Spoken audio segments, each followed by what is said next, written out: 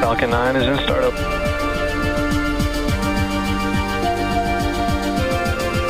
Dragon, SpaceX, go for launch.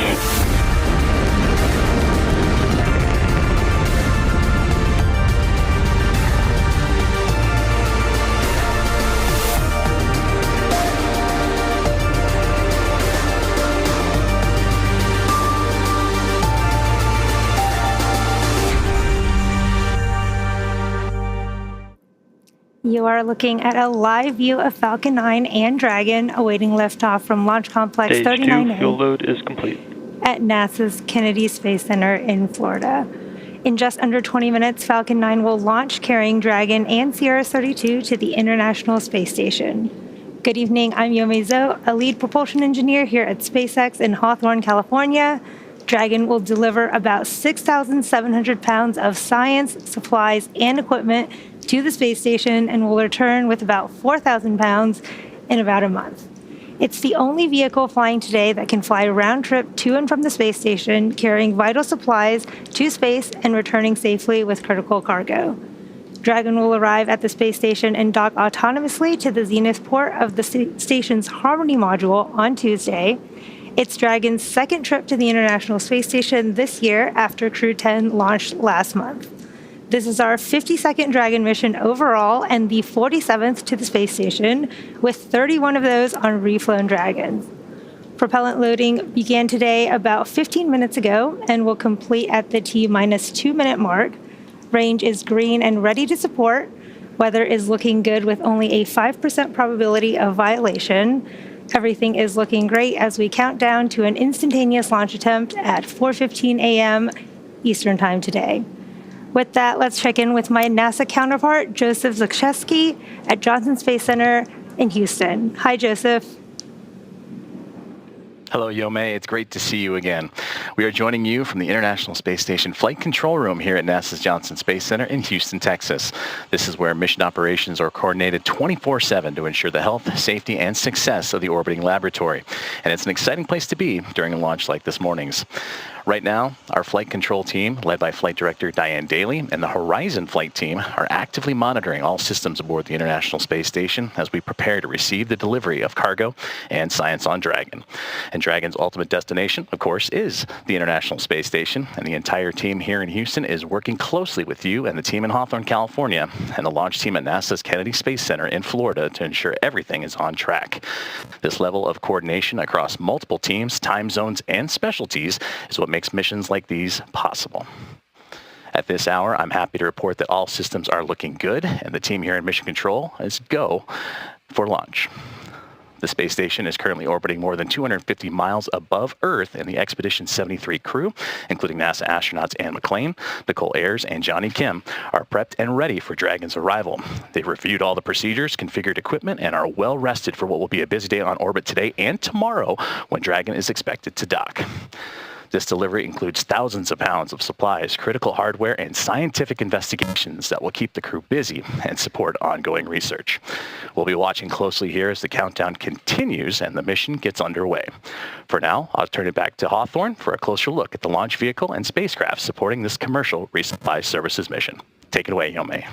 Thanks, Joseph. As we continue to count down, let's take a closer look at the vehicles that will be taking CRS-32 to the space station today.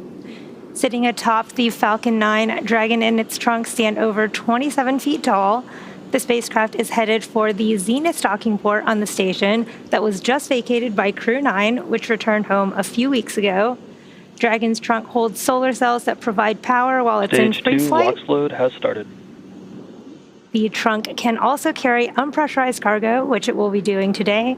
There are 16 Draco thrusters on board that can be used in space to help navigate the spacecraft to its destination, each providing about 90 pounds of force.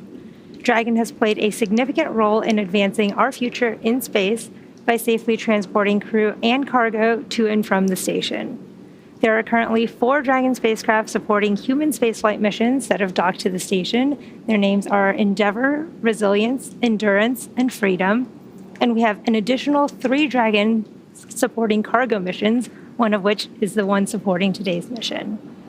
CRS-32 will be delivered to orbit today on SpaceX's Falcon 9 rocket, which provides 1.7 million pounds of thrust on its first stage thanks to its 9 Merlin M1D engines. Today's booster last flew in March for the NROL-69 mission and also flew a Starlink mission in February. Once the first and second stages separate, the Merlin engines are also used to help land the first stage back on Earth. Today, the booster will be attempting to land at Landing Zone 1, just down the road from the launch pad.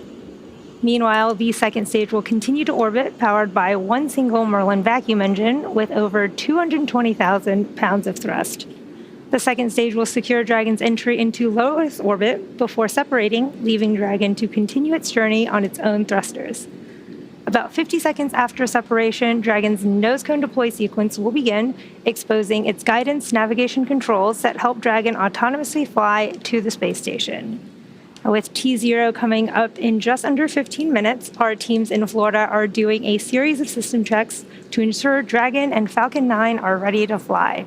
While the countdown continues, let's talk about a new capability Dragon has in development. Last year, during CRS-31, Dragon successfully performed a reboost test for NASA that demonstrated Dragon's ability to change the station's orbit, increasing the station's altitude over the course of about 12 minutes. The maneuver changed the station's velocity by the planned 0.27 meters per second and gathered data on Dragon's propulsion system performance, overall loads, and dynamics on both station and Dragon.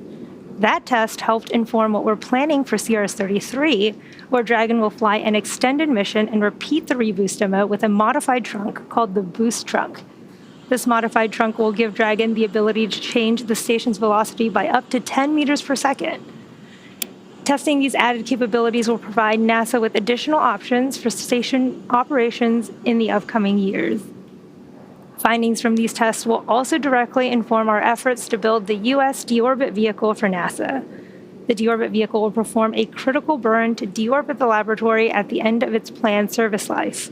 But right now, station is not going anywhere, so let's get back to our mission in progress and check back in with Joseph at JSC.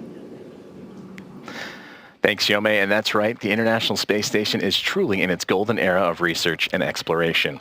For nearly 25 years, it stood as a symbol of what's possible through collaboration and innovation. Since November 2nd of the year 2000, humans have lived and worked aboard the orbiting laboratory continuously, pushing the boundaries of human spaceflight and scientific discovery. This station has welcomed more than 280 people from around the world and supported over 4,000 research investigations leading to breakthroughs in medicine, materials, and technology that benefit life on Earth and future of missions deeper into space. It's inspired millions of students through education programs and demonstrated the strength of international partnerships. As we look ahead to the 25th anniversary of continuous human presence this November, the space station remains a powerful example of what humanity can achieve together. With future commercial space stations on the horizon and missions to the Moon and Mars and beyond underway, the discoveries made here continue to shape the future. The International Space Station, 25 years of innovation, discovery, and enduring spirit of exploration. And liftoff. International Space Station is underway. We are in the golden age of the space station right now in terms of the return on investment and what we're able to do there. One of the great legacies of the space station is not just going to be science, but very importantly, the international cooperation. This is perhaps most prominent, international cooperation for exploration.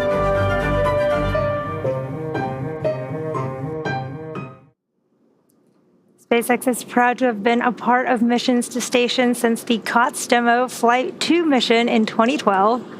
Since 2019, Dragon crews have splashed down off the Florida coast, but now all Dragon recovery operations are returning to the West Coast and will take place off the coast of California.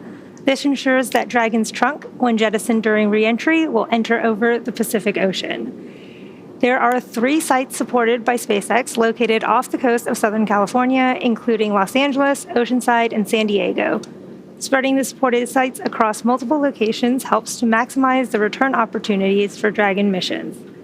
SpaceX's first human spaceflight mission and first mission overall to splash down off the West Coast was From 2, which happened just a couple weeks ago on April 4th. We are routinely looking to innovate and improve, and we use data to help inform these decisions.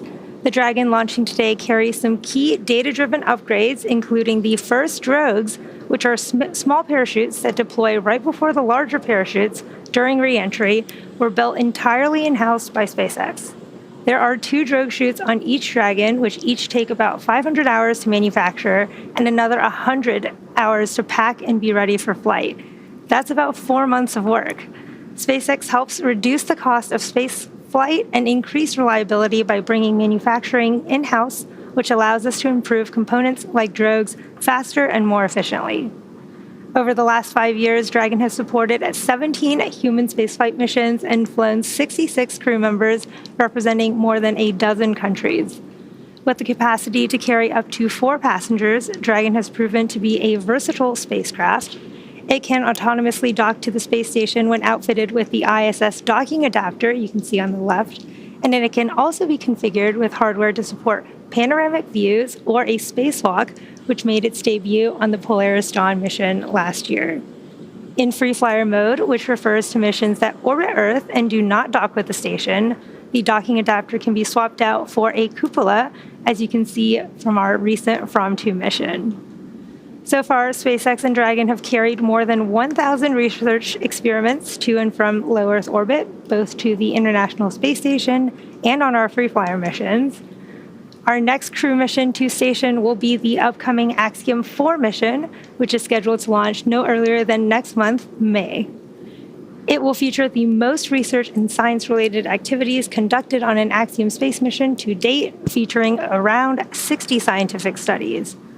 From DNA sequencing to 3D printing, studies enabled by Dragon and the space station test a variety of technologies, systems, and materials that will be needed for future long-duration exploration missions. Every mission yields critical research and learnings that help make life both on Earth and in space better. And speaking of research experiments, I'm going to send you back to Joseph for details on some of the science experiments that Dragon will be taking to the station today. Thank you, Yome, and that's right. Continuing scientific discovery is enabled by missions like this morning. Dragon is carrying over 3 tons of cargo, including critical scientific hardware and samples. The microgravity environment aboard the International Space Station offers a unique platform to observe physical and biological phenomena and serves as a testbed for advancing technologies that benefit life on Earth and support future exploration deeper into space. The science aboard Dragon represents months and in some cases years of preparation by dedicated scientists and engineers. Here are some of the highlights of what's inside Dragon today. NASA and SpaceX are set to launch the 32nd Resupply Services mission to the International Space Station, carrying science investigations to further NASA's missions to deep space and benefit life on Earth. Smartphone Video Guidance Sensor 2 will use the space station's Astrobee robots to demonstrate a vision-based sensor. This technology can improve the accuracy of guidance, navigation, and control systems for future missions on the Moon or Mars. DNA Nanotherapeutics Mission 2 evaluates in-space manufacturing of 3 Janus-based nanomaterials. The ability to manufacture these materials in microgravity could lead to a sustainable, cost-effective process for manufacturing drugs in space. The Atomic Clock Ensemble in Space, known as ACES, will examine fundamental physics concepts using 2 next-generation atomic clocks operated in microgravity and will test the technology for synchronizing clocks worldwide. Results may apply to scientific studies of measurement, the search for dark matter, and fundamental physics research that relies on highly accurate atomic clocks in space. The Aerosol Monitors investigation will test 3 different air quality monitors designed to detect airborne particles, like dust, that must be kept within safe ranges for crew health and hardware performance. Results will inform NASA's selection of the best device suited for future missions to the Moon and Mars. New industrial crystallization cassette hardware will add capabilities to an existing protein crystallization facility aboard the space station. This allows the processing of more sample types, including golden nanospheres, which can be used in devices that detect cancer and other diseases or in targeted drug delivery systems. A new plant experiment will examine the genetic response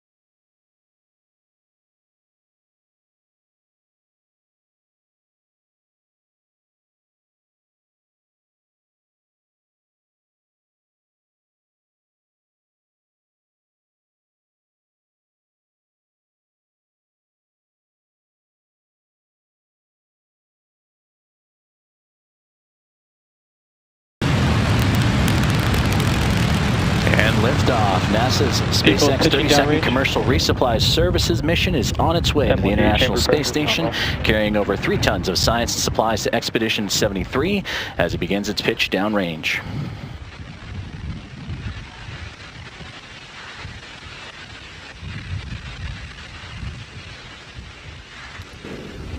Falcon 9 has successfully lifted off from Launch Complex 39A at NASA's Kennedy Space Center in Florida. During ascent, we tilt or gimbal the engines, guiding the rocket into what we call a gravity turn. During this turn, the vehicle is flying both up and power and telemetry nominal. Horizontally away from the launch pad. Everything is looking good. In just a few moments here, you'll hear the call out for max Falcon Q. is supersonic. Falcon is now faster than the speed of sound.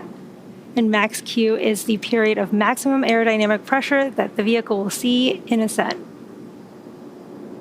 Max Q. There is that call out for max Q. And coming up shortly, we will have a few events in quick succession, starting with MECO, or main engine cutoff, followed by stage separation, MVAC chill. second engine start 1, and the boost back burn. You heard that call out for MVAC chill as it prepares for second engine startup. Now, main engine cutoff, or MECO, is the point in flight where we shut down the 9 Merlin 1D engines on the first stage. Shortly after that, stage 1 and 2 will separate from each other, with the first stage booster beginning its trip back to Earth. Second engine start 1, or SES-1, is when we ignite that single Merlin vacuum engine on the second stage. The boost back burn will then start up on the first stage, which is one of the 3 burns required for the vehicle to make its way back to today's landing zone. This burn assists the vehicle to reorient itself back towards land. And in just under 10 seconds here, we should have main engine cutoff, and you'll see those 9 Merlin 1D engines on the first stage shut down. Main engine cutoff. Stage separation confirmed.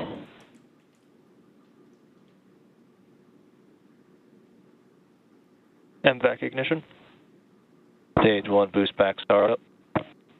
Wow, beautiful views from the first stage and second stage camera. You can see the first stage leaving in that view. And as you saw and heard, those events just happened. Main engine cutoff, stage separation, second engine startup 1, and the first stage boost back burn. You can see beautiful views of that first stage boost back burn right now. That boost back burn will continue for about 30 more seconds. Again, this is the burn where the engines will bring the trajectory back towards our landing site at Cape Canaveral, back to landing zone 1, which is just a short hop from where we lifted off just a few minutes ago. And we have just under 10 seconds of that boost back burn of the first stage.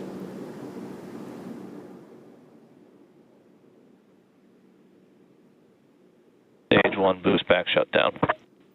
There is the shutdown of that first stage boost back burn. You can see the second stage is still in the middle of its burn. And in about 3 minutes, there will be 2 additional burns on our first stage to prepare for its landing at landing zone 1 at Cape Canaveral.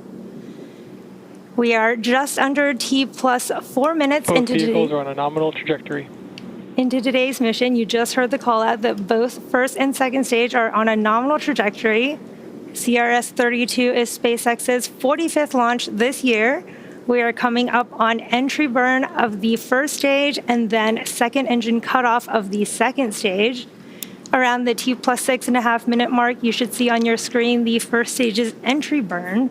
For that entry burn, we relight 3 of the 9 M1D engines on the first stage, starting with the center E9 engine, followed shortly after by the E1 and E5 engines. And this burn will slow the vehicle down as it passes back into the Earth's atmosphere.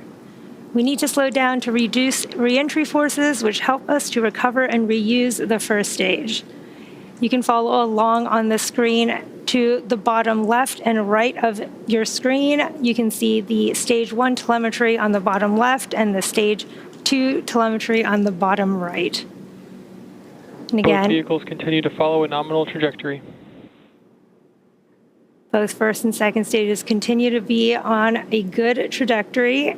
And on your screen is the second stage MVAC engine glowing in the middle of its burn, carrying our CRS-32 mission with the Dragon and trunk on top of the second stage right now.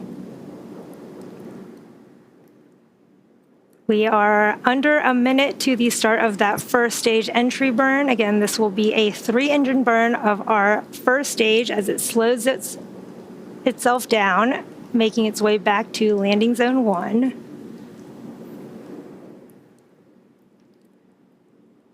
And that burn will be a 3-engine burn with the center E9 engine along with 2 engines on the side. Meanwhile, second stage continues to be looking good with that single Merlin vacuum engine carrying the Dragon capsule. Both vehicles continue to follow a nominal trajectory towards the orbit.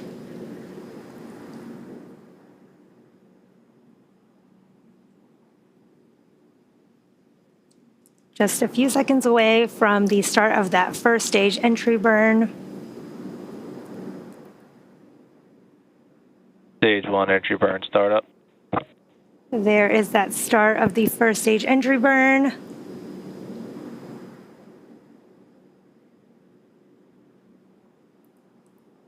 Stage 1 entry burn shutdown.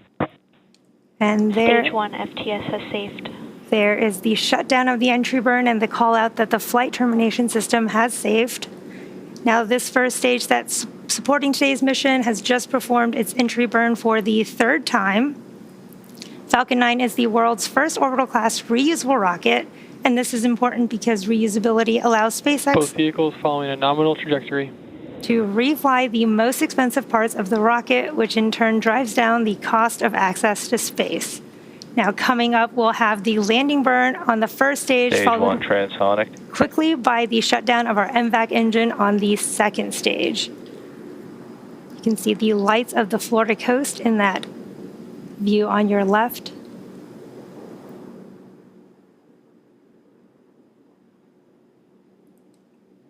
Stage 1 landing burn. There is the start of our stage 1 landing burn. We're now waiting for Falcon 9 to make that precision landing. Lift deploy.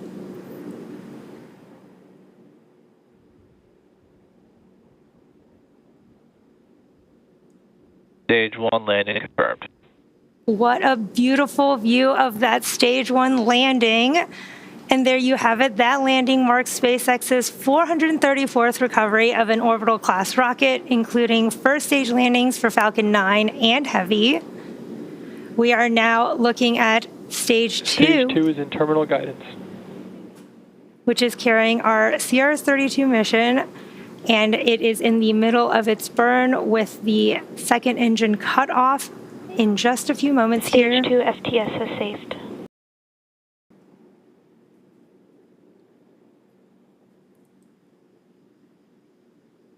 And you heard the call out that flight termination system is saved, getting ready for shutdown.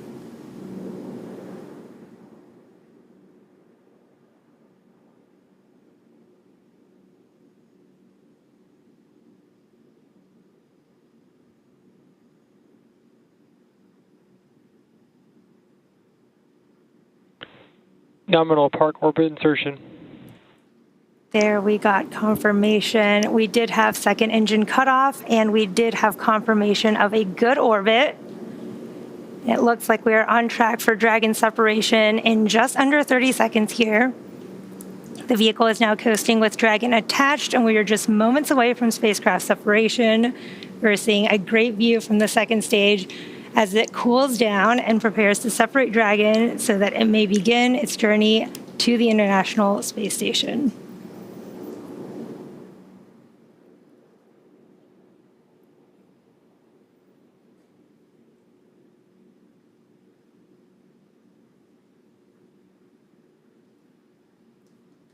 Looks like we may be seeing the sun rising and shining on that MVAC. Dragon separation confirmed.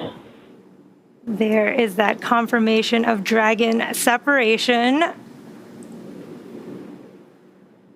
We've had a great mission so far with an on-time liftoff at 4:15 a.m. Eastern Time, a successful stage separation followed by a successful landing of our first stage at landing zone 1 and a good orbital insertion. We are now just waiting for nose cone deployment, which should happen in just a few moments here. So I'll hand it back over to you, Joseph, at JSC. Thank you very much, Yome, and great to see the NASA SpaceX 32nd commercial resupply mission light up the morning sky off the Florida coastline. And always great to work with you as we again await the nose cone deploy. And as we await those moments where the nose cone will expose those 4 forward bulkhead Dracos, these Draco thrusters will execute a series of maneuvers necessary to raise its orbit and meet up with the International Space Station. So as we continue to monitor that nose cone deploy, right now, immediately after Dragon separates from the Falcon 9, it begins what we call the activation and rendezvous phase of the mission. Now, this is during the phase that Dragon is configured for on-orbit operations and will begin after the separation of Dragon from the Falcon 9, which you just saw, and it'll end with the completion of the final co-elliptic burn that'll occur as Dragon begins its methodical approach to the International Space Station.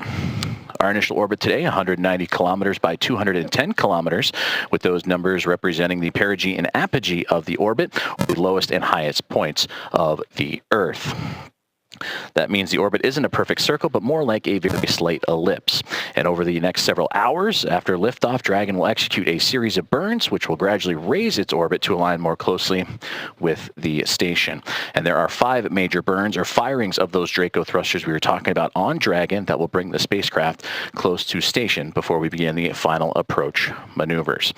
And we'll continue to monitor that nose cone deploy as it looks like it'll get underway here shortly. Let's take a look inside and transfer to the control rooms. On the left side, you can see the SpaceX mission control teams over in Hawthorne, California, and that oversaw today's launch and will continue to monitor Dragon on its journey to the International Space Station over the next day. The team you see on the right are here with me in mission control in Houston, and the International Space Station flight control team is monitoring the orbiting complex, and over the course of the operations jointly with Hawthorne, the flight controllers there. Those joint operations between the two teams, you will see, will come a little closer to when Dragon is in its final approach phase, and that'll be about 2 hours or so prior to docking. The teams here are awaiting for that nose cone to deploy, and we'll also bring you those live views from inside Dragon, where you'll be able to see it open up and begin its journey onto the International Space Station ahead of docking. Well, speaking of docking, that is slated for tomorrow, Tuesday, April 22nd, with the anticipated time of 8:20 a.m. Eastern Time at 7:20 a.m. Central, and we'll have all the coverage starting here on NASA Plus, starting at 7:45 a.m. Eastern, 5:45 a.m. Central. Thank you for following along as we continue to await the nose cone deploy of NASA's SpaceX 32nd commercial resupply services mission, as it is well on its way to the International Space Station after that on-time liftoff of 4:15 a.m. Mission 73 crew, and that includes NASA astronauts Anne McClain, who you can see in the front right-hand side, along with Nicole Ayers on the front left, Johnny Kim, who is on that back left-hand side, just over in the background, JAXA astronaut and Expedition Commander, newly minted Commander of Expedition 73, Takuya Onishi, and Roscosmos cosmonauts Kirill Peskov, Sergei Ryzhikov, and Alexei Zubritsky joining up for Expedition 73. And going into the docking phases, and again anticipated for tomorrow morning, Kim and Onishi will be the ones that will be monitoring the Dragon spacecraft as it approaches the International Space Station. And they just arrived on station pretty recently. For Johnny Kim, just arrived on station nearly 2 weeks ago, back on April 8th. And for Takuya Onishi on the right-hand side, he was just ahead of him with Crew 10 as he would arrive to the orbiting laboratory back on March 16th. And we mentioned that Onishi, the newly minted Commander of Expedition 73, and that was just a couple of days ago on April 18th, and what has been a pretty busy weekend for overall spaceflight involving the International Space Station. And as docking begins, and once the spacecraft docks to the orbiting laboratory, it'll be Kim and team that'll begin to unpack the 3+ tons of cargo and supplies as they begin to